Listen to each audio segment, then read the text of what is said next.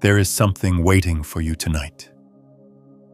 Not in a book, not in a teaching, not in a distant temple or a forgotten scroll. It is waiting in the silence between your heartbeats, in the hum beneath your breath, in the dark behind your closed eyes, when the world finally stops asking things of you. Something ancient, something that knows your name, not the name printed on documents, but the name that was whispered into the pattern of your cells long before you were born. And if you stay here, if you listen through the whole of this, you may feel it rise. Not as a thought, not as an idea, as a presence, as a current moving through your body that you have always felt but never had language for. Because tonight is not about learning something new. Tonight is about remembering something so old it predates your memories, your personality, your entire concept of who you think you are. Most people believe they begin at birth. That consciousness sparks into existence the moment a child draws its first breath. That identity is assembled piece by piece from childhood onward. That who you are is the sum of your experiences in this one short lifetime. And on the surface, that seems reasonable. You can trace your memories back to a certain age. You can point to the events that shaped you. You can construct a timeline that starts somewhere in early childhood and arrives at this moment. And it all seems to make a kind of linear sense. But there is a problem with this story, and it is not a philosophical problem. It is a biological one. Your body knows things you were never taught. Consider this carefully. Inside every cell of your body, coiled into the double helix of your DNA, is a record that stretches back roughly 300,000 years if we are counting only anatomically modern humans, and much, much further if we follow the chain of life itself. Your genome is not a blank document written fresh at your conception. It is a palimpsest, a manuscript written over and over across millennia, carrying forward the accumulated biological intelligence of every ancestor who survived long enough to reproduce. Every immune response you mount against a pathogen you have never encountered before draws on information gathered by ancestors who faced that threat and lived. Every instinct that fires before your conscious mind can process the situation. The way your pupils dilate in darkness, the way your body flinches before you know what startled you, the way your breathing shifts in the presence of danger you cannot name. All of this is ancestral memory operating in real time through your nervous system. But the inheritance goes deeper than reflexes. And this is where science begins to press against a boundary it does not quite know how to name. Most people are missing one specific piece of information. And once you see it, you cannot unsee it. There is something underneath all of it, quietly running the show. I am hosting a free live transmission where I walk you through exactly what that is and how to finally shift it at the root. The link to register is in the description below. Save your seat. The moment you see this, you will understand why you could not see it before. In 2013, researchers at Emory University conducted an experiment that quietly disturbed the foundations of how we think about memory and inheritance. Brian Dias and Carrie Ressler trained male mice to associate the scent of acetophenone, a chemical that smells like cherry blossoms, with a mild electric shock to the feet. After repeated pairings, the mice developed a pronounced fear response to that specific scent. Their bodies would tense. Their breathing would change. The smell alone, without any shock, would send them into visible distress. This is standard Pavlovian conditioning, nothing remarkable so far. But then the researchers did something that changed the conversation entirely. They bred those mice. and they tested the offspring. The pups, who had never been exposed to acetophenone, who had never received a shock, who had never even been in the same room as the training apparatus, displayed a heightened, startled response to that specific cherry blossom scent. Not to other scents, to that one. The one their fathers had learned to fear. And it did not stop there. The grandchildren of the original mice showed the same response. A fear that had been learned, not hardwired, had crossed the generational divide and embedded itself in descendants who had no experiential reason to carry it. The mechanism, as far as the researchers could determine, was epigenetic. The fear conditioning had altered the methylation patterns around the gene responsible for the olfactory receptor that detects acetophenone. These methyl groups, tiny chemical tags that sit on top of DNA and regulate which genes are expressed and which remain silent, had been rearranged by the experience of fear. And that rearrangement was passed forward through the sperm into the next generation and the one after that. The experience had written itself into the body at a level deeper than memory, deeper than learning, deeper than anything the offspring could consciously access. It had become part of their biological inheritance. Now pause with this for a moment, because the implications are staggering, and most people move past them too quickly. If a mouse can inherit a specific learned fear from a father it never met, through chemical modifications to its DNA that alter which genes speak and which stay silent, then what are you carrying? Not in theory, in your actual body. Right now, what fears move through you that do not belong to your biography? What attractions, what aversions, what inexplicable knowings pulse beneath your conscious awareness, placed there not by your experiences, but by the experiences of people whose names you may never know? This is not metaphor. This is molecular biology, and it is the doorway through which we enter tonight. The field studying this is called transgenerational epigenetic inheritance, and it has been expanding quietly for the past 2 decades, accumulating evidence that challenges the old dogma of genetics, the idea that DNA is a fixed blueprint and that acquired traits cannot be passed to offspring. That dogma, which held firm through most of the 20th century, was never quite as solid as textbooks made it seem. August Weismann proposed the barrier between body cells and germ cells in the 1880s, arguing that nothing the body experiences can alter the information carried in eggs and sperm. For over a century, this was treated as settled science, but the evidence kept arriving that did not fit. The Dutch hunger winter is one of the most studied examples. During the final months of World War II, a Nazi blockade cut off food supplies to the Western Netherlands. For roughly 5 months, from November 1944 to May 1945, millions of people survived on fewer than 1,000 calories a day, many on as few as 400. The famine was devastating, but what made it scientifically significant was its sharp boundaries. It began and ended at identifiable dates, affecting a well-documented population with good medical records.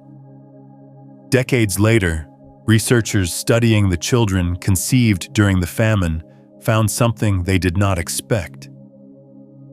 These children, even when raised in conditions of adequate nutrition after the war, had higher rates of obesity, cardiovascular disease, and glucose intolerance than children conceived before or after the famine period.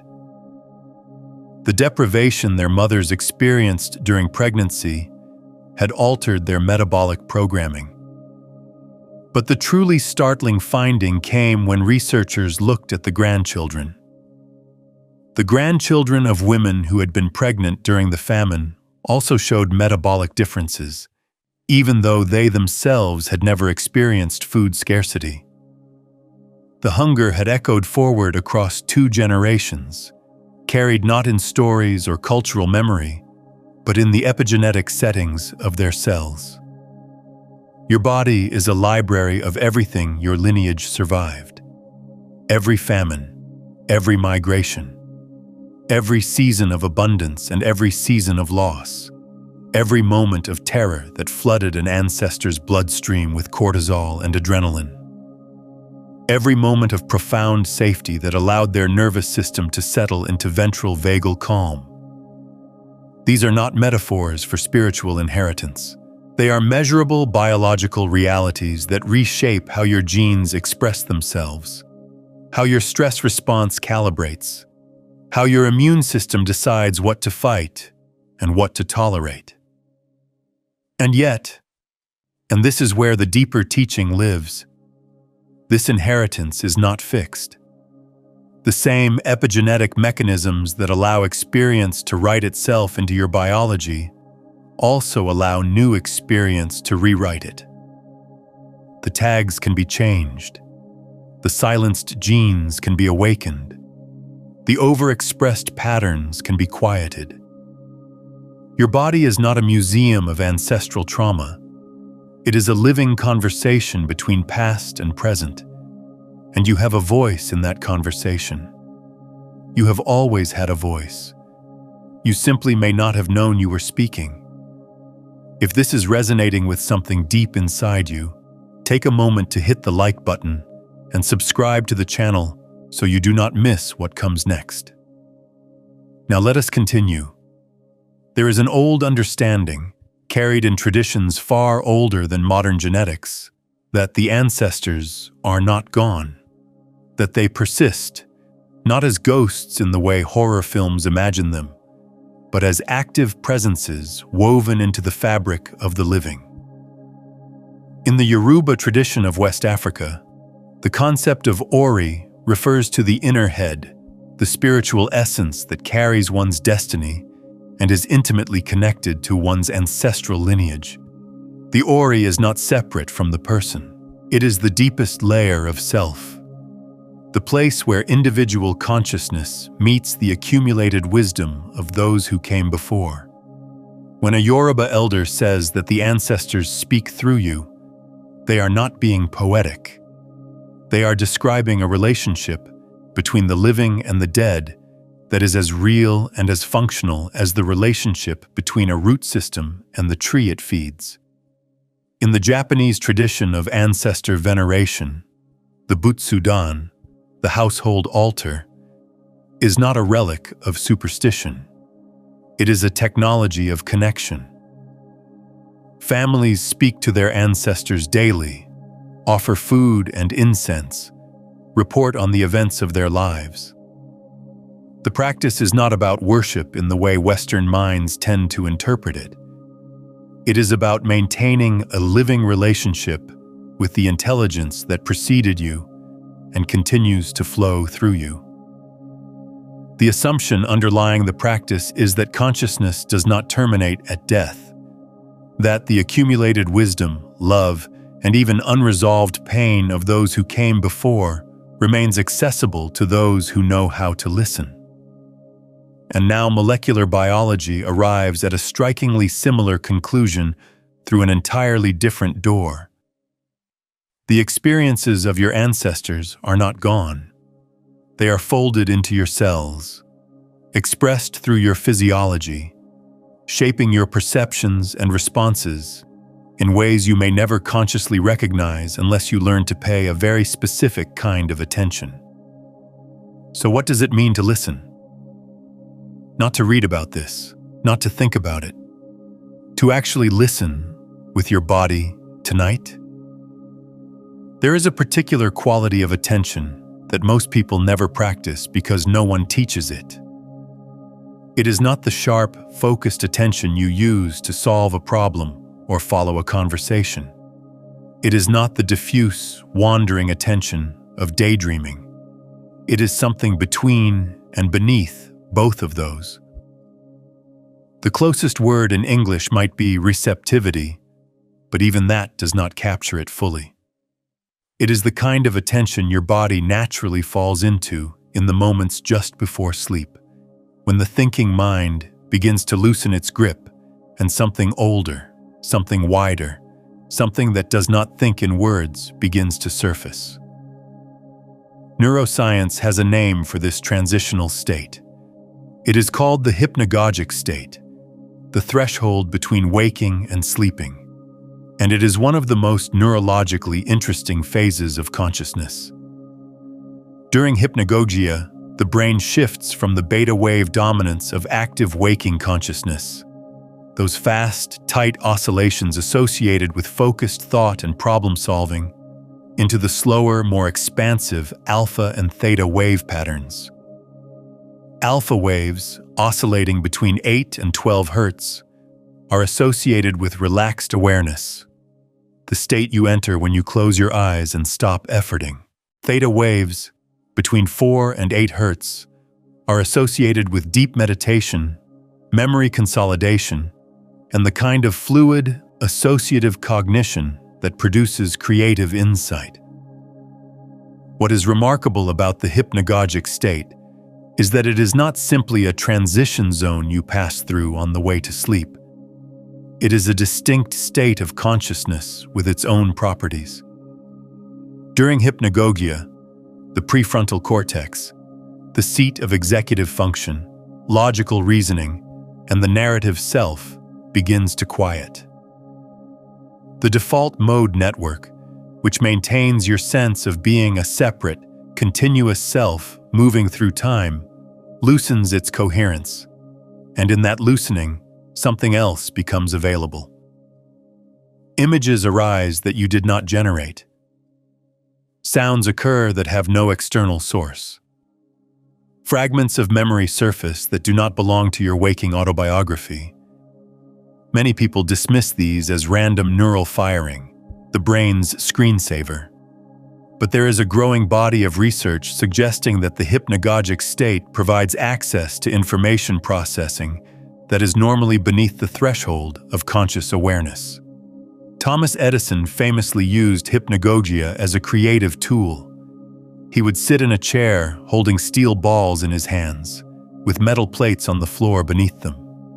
As he drifted toward sleep, his muscles would relax, the balls would drop, the clang would wake him, and he would immediately record whatever images or ideas had surfaced in that liminal moment. Salvador Dali used a nearly identical technique with a key and a plate. They were not accessing randomness.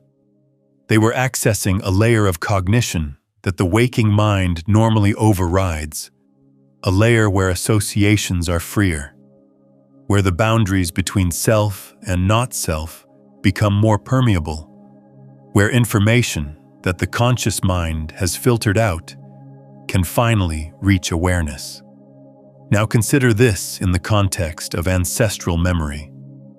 If your body carries epigenetic information from your lineage, information encoded not in conscious memory, but in the regulatory architecture of your genome, then the state in which you are most likely to become aware of that information is precisely the state in which the conscious, filtering, narrating mind steps back. The hypnagogic threshold, the edge of sleep. The moment when you stop being who you think you are and become, briefly, the full depth of what you actually are. This is why tonight matters, not because of anything magical about this particular recording, but because you are being invited to enter a state of listening that most people accidentally pass through every night without ever pausing in it long enough to hear what is speaking. I want to ask you something. Have you ever felt a fear, a pull, a knowing in your body that you could not trace to any experience in your own life?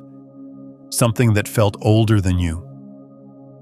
I would love to hear about it in the comments below. Let us go there now. Not all the way to sleep, just to the edge. Allow your breathing to slow. You do not need to force a pattern.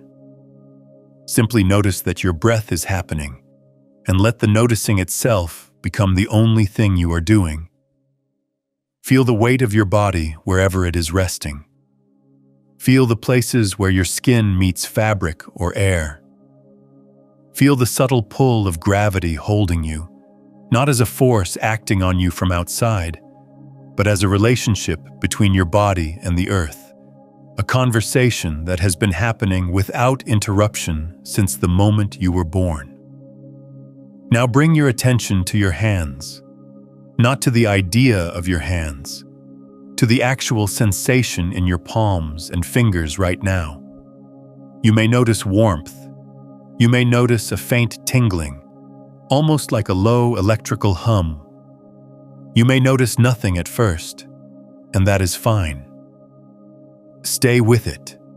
The sensation will come, not because you are generating it, but because you are finally paying attention to something that was always there. That hum in your hands is not imaginary. Your body is an electromagnetic system. Every cell maintains a voltage differential across its membrane, typically around -70 millivolts in a resting neuron. Your heart generates an electrical field that can be measured several feet from your body. Your brain produces oscillating electromagnetic fields that change their frequency depending on your state of consciousness. You are, in the most literal sense, a field of energy. And that field did not begin with you. It is the current expression of a field that has been passed forward, generation after generation, modified by experience, shaped by survival, refined by every ancestor who contributed to the chain of life that produced this moment.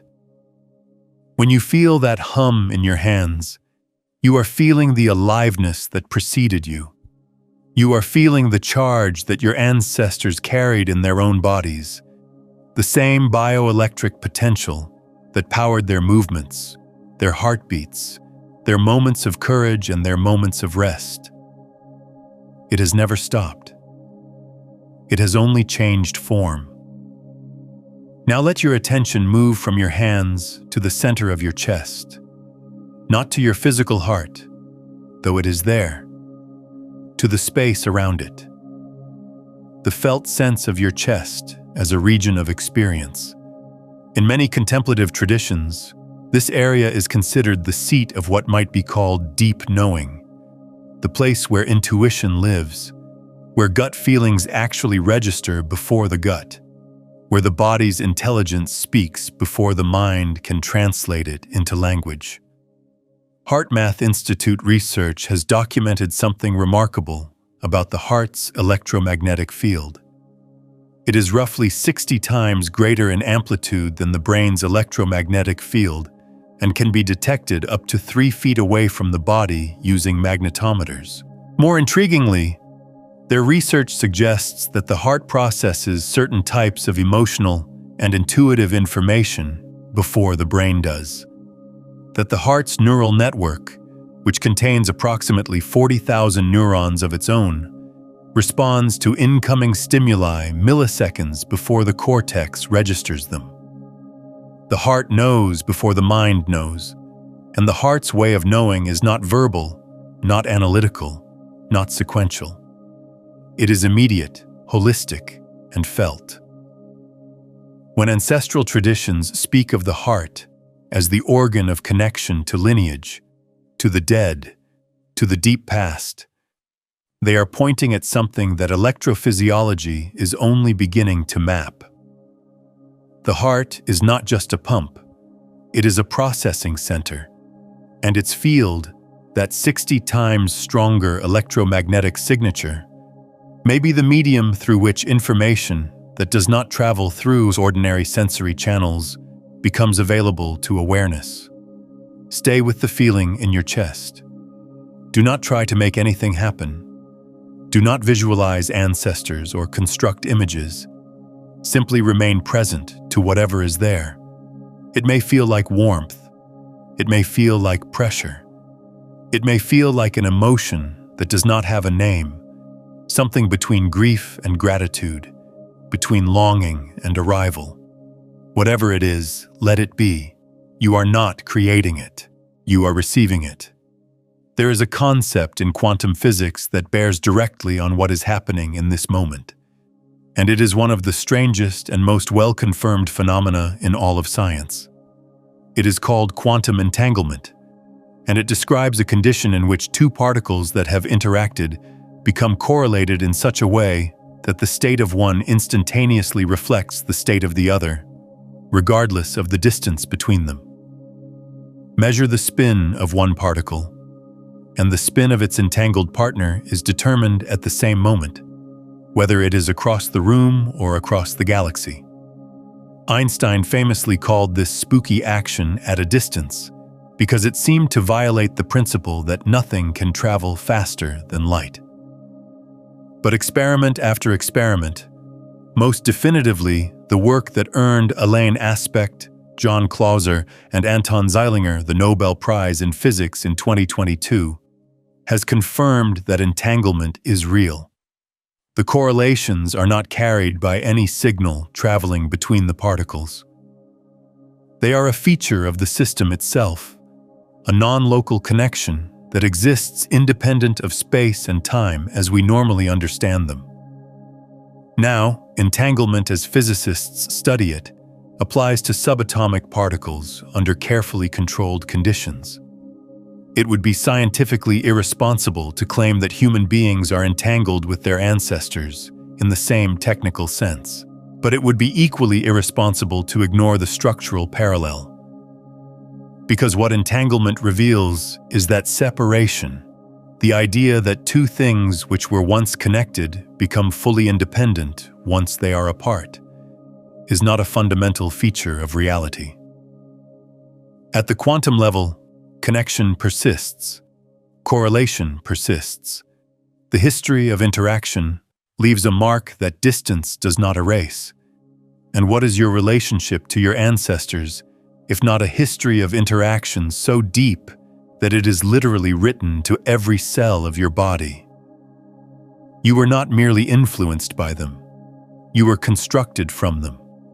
Half of your DNA came from your mother, half from your father, and through them from their parents, and through them from theirs, branching backward in an exponential tree that, within just 30 generations, includes more than 1 billion theoretical ancestors. The number exceeds the population of the Earth at that time, which means your lines converge, cross, and reconverge in ways that make the boundary between your lineage and the rest of humanity far more porous than any family tree suggests. You are not descended from your ancestors. You are your ancestors, rearranged. The calcium in your bones was calcium in their bones. The iron in your blood carried oxygen in their blood. The neural architectures that allow you to feel emotion, to sense danger, to fall in love, to grieve, to wonder at the night sky. These were shaped across hundreds of thousands of years by the lived experience of people who faced the world with the same fundamental nervous system you carry now. And the question is not whether they are present in you. That is settled biology. The question is whether their presence carries information beyond the mechanical, beyond the purely genetic. Whether the love they felt, the wisdom they earned, the spiritual insights they touched in their own moments of deep listening, whether any of that is accessible to you now, not as data in a textbook, but as a felt reality in your body, tonight, in this state of receptive stillness. The honest answer is that science does not yet know. The epigenetic research shows that specific experiences can alter gene expression across generations. The neuroscience of hypnagogic states shows that the threshold of sleep opens access to information processing normally below conscious awareness. The physics of entanglement shows that connection can persist independent of spatial separation. None of this proves that you can commune with your ancestors in the way a shaman or a grandmother praying at a household altar might describe. But all of it, taken together, creates a space in which that possibility is no longer absurd. It is, at minimum, consistent with what we know about how reality actually works at its deepest levels. And there is something else, something that no instrument has yet measured, but that millions of people across every culture and every era have reported. The experience itself, the felt sense, arriving most often in stillness, in darkness, in the liminal space between waking and sleeping, of a presence that is not your own, but is not separate from you either.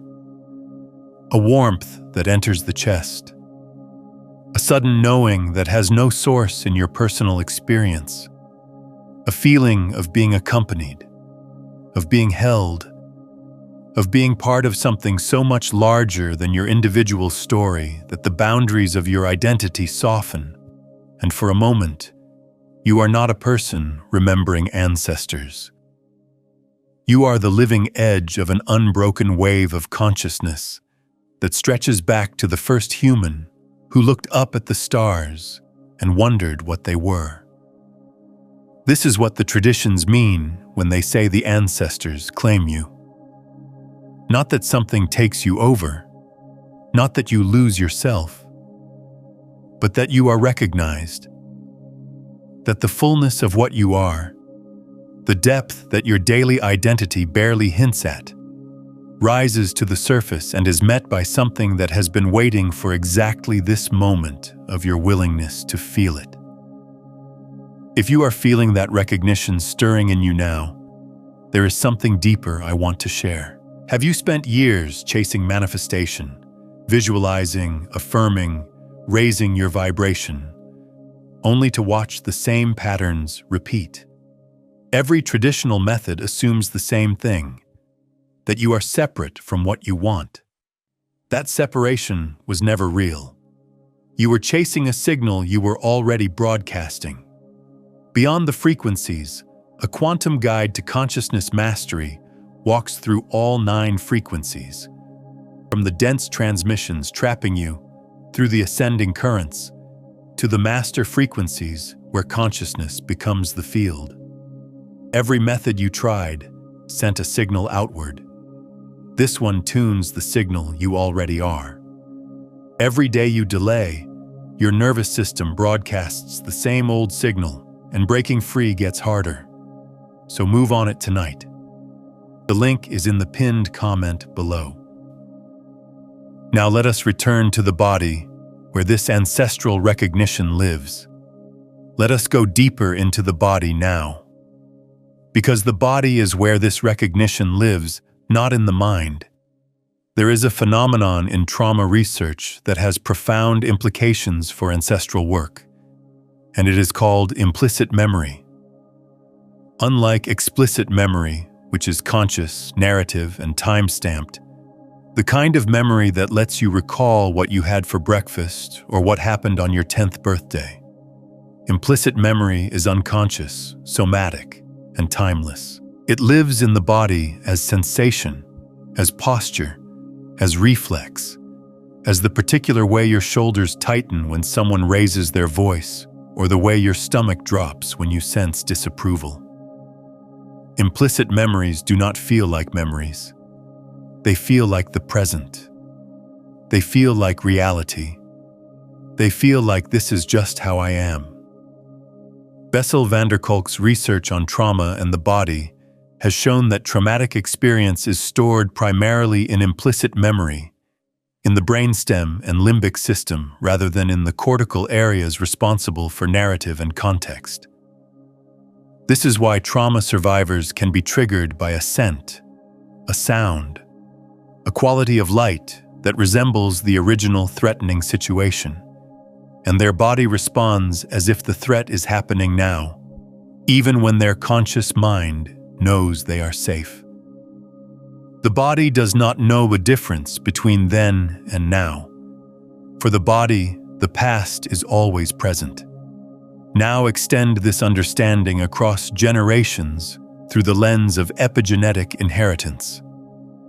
If a traumatic experience can alter the methylation patterns on genes involved in stress response, and if those altered patterns can be transmitted to offspring, then the offspring may carry an implicit somatic memory of an event they never experienced. They may startle more easily. They may have a baseline level of anxiety that seems to have no biographical cause. They may feel a heaviness, a grief, a watchfulness that does not match anything in their personal history. And they may spend years in therapy trying to find the childhood event that explains these feelings, never finding it. Because the event did not happen to them. It happened to someone they never met, someone whose name they may never know, someone who lived and suffered and survived and passed forward not just their genes, but the echo of their experience, written in the language of methyl groups and histone modifications and the silent, persistent memory of the body. This is not a reason for despair. It is a reason for a very specific kind of hope. Because if the body carries ancestral pain, it also carries ancestral resilience. For every ancestor who was wounded, there was an ancestor who healed. For every one who was broken by circumstance, there was one who found a way to continue. The very fact that you exist, that the chain of life was never broken across all those generations, is proof that survival, adaptation, and recovery are as much a part of your inheritance as any trauma. The resilience is in your cells too. The courage is in your cells. The capacity to face the unbearable and to find, somewhere in the depths of the organism, the will to keep going.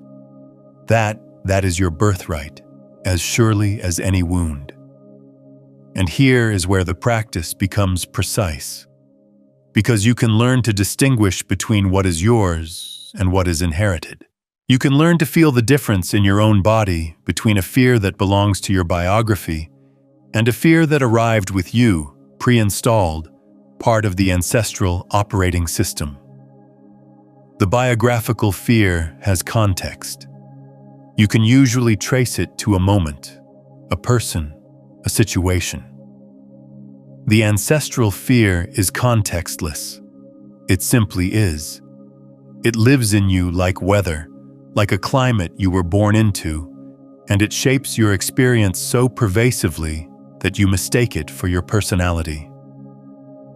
Tell me in the comments, what pattern in your life have you always assumed was just who you are, but now you wonder if it might be something you inherited, something older than your own story?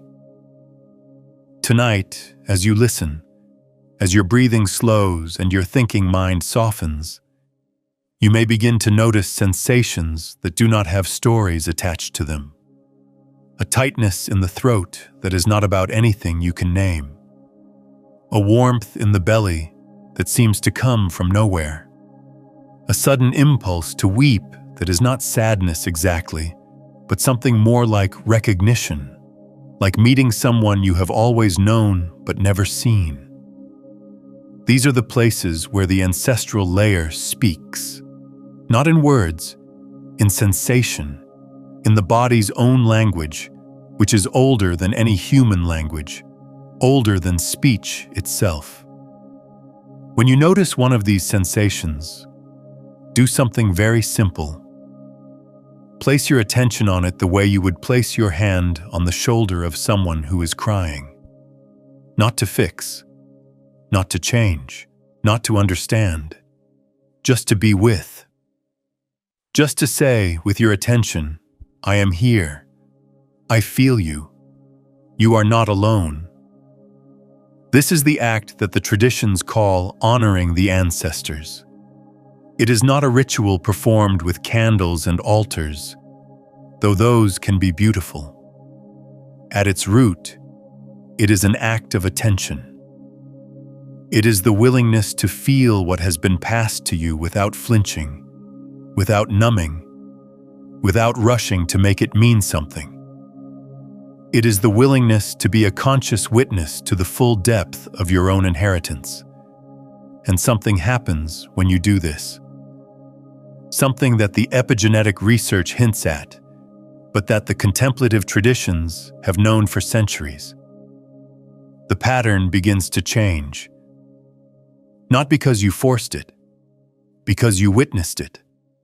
Because consciousness, directed with compassion toward a held pattern, has the capacity to release that pattern's grip. The methyl groups are not permanent. They are responsive. They were placed by experience, and they can be revised by experience. And the experience of being fully, compassionately present to a sensation that has been carried unconsciously for generations, that is a powerful experience. It is, in a very real sense, the experience the pattern has been waiting for. This is what it means for your ancestral powers to claim you. It is not that you gain supernatural abilities. It is that you stop being unconsciously driven by inherited patterns and begin to consciously participate in the conversation between past and present that your body has been having without your awareness. You move from being lived by your ancestry to living with your ancestry, from carrying it as weight to wielding it as wisdom. Think about what your ancestors actually knew, not in the intellectual sense, in the survival sense. They knew how to read weather from the behavior of birds. They knew which plants healed and which killed. They knew how to navigate by stars, how to track animals across featureless terrain, how to find water in landscapes that looked barren to untrained eyes. They knew how to birth children without hospitals, how to set broken bones with splints made from branches, how to keep a community alive through winters that would kill any modern person dropped into them unprepared. They knew the rhythms of the earth with an intimacy that most modern humans cannot imagine, because their survival depended on that intimacy every single day. And they knew something else, something harder to quantify but no less real. They knew how to be present, not as a meditation technique, as a survival necessity. A human being tracking a predator through tall grass cannot afford to be lost in thought about yesterday's argument or tomorrow's worries. A mother listening for her infant's breathing in the dark cannot afford the luxury of distraction. The kind of present moment awareness that modern mindfulness courses teach as a skill was, for most of human history, the baseline state of consciousness. It was not elevated, it was normal. And it is encoded in your nervous system as surely as your fear responses and your hunger signals. When you quiet the noise of modern life, when you stop the scroll, silence the notifications, let the planning mind rest, and simply sit in the dark with your own breathing, you are not doing something new. You are returning to something ancient. You are dropping back into a mode of consciousness that your body recognizes at a level far deeper than your personality. And in that recognition, capacities that have been dormant begin to stir. Not magical capacities, natural ones. The capacity to sense what is true without being told. The capacity to feel the emotional state of another person without them speaking. The capacity to know in your body which direction to move, which choice to make, which path is yours, not because you have analyzed the options, but because something older than analysis is guiding you. These are your ancestral powers. They are not exotic. They are not supernatural. They are the ordinary capacities of a human organism operating at its full depth, undistracted, unmedicated, unrushed, present. and they have been waiting, with the patience that only deep time can teach, for you to slow down enough to notice them. There is one more layer to this, and it is the one that most people are not ready to hear. But you are here. You have stayed this long, so let us go all the way. The ancestors do not only give, they also ask. The inheritance is not a gift without obligation. It is a transmission that carries with it a request. And the request is this: complete what we could not. Every lineage carries unfinished business. Grief that was never fully mourned because there was no time. Because survival demanded that the mourning be cut short and the work of living resume.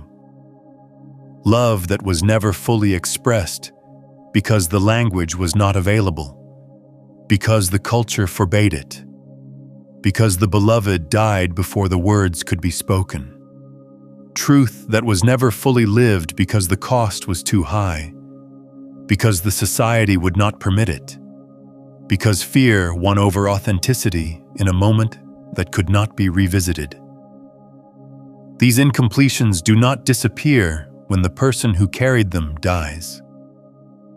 They persist in the epigenetic record, in the family patterns that repeat generation after generation, the same kind of marriage, the same kind of loss, the same kind of silence around the same kind of truth, in the dreams that recur without explanation, in the vocations that call to you from nowhere you can identify, in the places on the earth that feel like home even though you have never been there. You are not only the product of your ancestors, you are their resolution. You are the point in the lineage where what was unconscious can become conscious, where what was suppressed can be expressed, where what was broken can be mended. Not because you are special in the way the ego wants to be special, because you are here, because you are alive, because you are the current edge of the wave, the place where the ocean of the past meets the open air of the present, and what happens at that edge determines what the wave becomes next. This is the deepest meaning of being claimed. It is not passive. It is a calling. The ancestors are not simply flowing through you like water through a pipe. They are asking you to do something with what they gave you, to take the resilience they forged in fire and apply it to the challenges of your own time, to take the awareness they cultivated through necessity and bring it to bear on a world drowning in distraction, to take the love they could not fully express and let it move through you into the relationships and communities you are part of now. And the way you answer that calling is not through grand gestures. It is through the quality of your attention. It is through the willingness to feel what is moving in your body right now, in this moment, without turning away. It is through the choice, made again and again, to be present to the full depth of your experience rather than skimming along the surface of it. Consider sharing this with someone you feel could benefit from hearing it. When you pass this kind of awareness forward, you are doing exactly what the ancestors ask of you, extending the chain of transmission, and in doing so, you reinforce the very patterns of presence and connection you are awakening in yourself. Let us close with a practice that you can carry beyond tonight. It is simple, and it is old, and it works not because of any mystical mechanism, but because it aligns your nervous system with the state of receptive awareness in which the deepest layers of your inheritance become accessible. Tonight, when you are ready to sleep, lie on your back. Place one hand on your chest and one on your belly. Close your eyes. Let your breathing find its own rhythm. Do not control it. Simply witness it. Feel the rise and fall beneath your hands. Feel the weight of your body against the surface beneath you. Feel gravity as a holding, not a force. And then, silently, without speaking aloud, direct a single thought downward through your body, through the bed, through the floor, through the earth beneath the building, down into the ground. The thought is simple. I am listening. You do not need to visualize anyone. You do not need to know their names. You do not need to believe anything specific about what happens after death or whether consciousness persists beyond the body. You only need to be willing to listen, to open the channel of your attention downward, into the depth of your own body, into the deep time encoded in your cells, and to wait there, without expectation, without demand, in the same patient stillness that your ancestors practiced every night when they lay down in the dark and felt the earth beneath them and knew that they were part of something so much larger than themselves. What comes may be subtle, a shift in temperature, a deepening of your breath, an emotion that rises and passes like weather, an image behind your closed eyes that you did not generate, a sense of company in the room that is not frightening, but comforting, familiar, like the feeling of being watched over by someone who loves you without condition, or nothing may come. And that is also fine, because the practice is not about producing an experience. It is about establishing a relationship. And like all real relationships, it develops over time, through consistency, through showing up, through the repeated act of saying, I am here, I am listening, I have not forgotten. The ancestors do not need your belief. They need your attention. They do not need your worship. They need your willingness to carry forward what they began. They do not need you to be perfect. They need you to be present. You are not a single life flickering briefly in the dark. You are a thread in a fabric so vast that no single mind can hold its full pattern. And tonight, in the stillness, in the space between your breaths, that fabric is pulling taut around you, not to constrain you, to remind you of its presence, to remind you that you have never been alone, that you have never been without guidance, that the intelligence you have been searching for in books and teachers and techniques has been humming in your cells since before you drew your first breath, waiting with infinite patience for this exact moment of your willingness to listen. So listen, not with your ears, with your whole body, with the ancient, patient, knowing body that was built by 10,000 generations of survivors, dreamers, lovers, grievers, healers, and seekers who faced the mystery of existence with the same wonder you feel now, and who passed that wonder forward, unbroken, all the way to you. This is your inheritance, not money, not property, not status, presence, awareness, the capacity to feel the full depth of being alive. And it is not something you need to earn or achieve or unlock. It is something you need to stop resisting.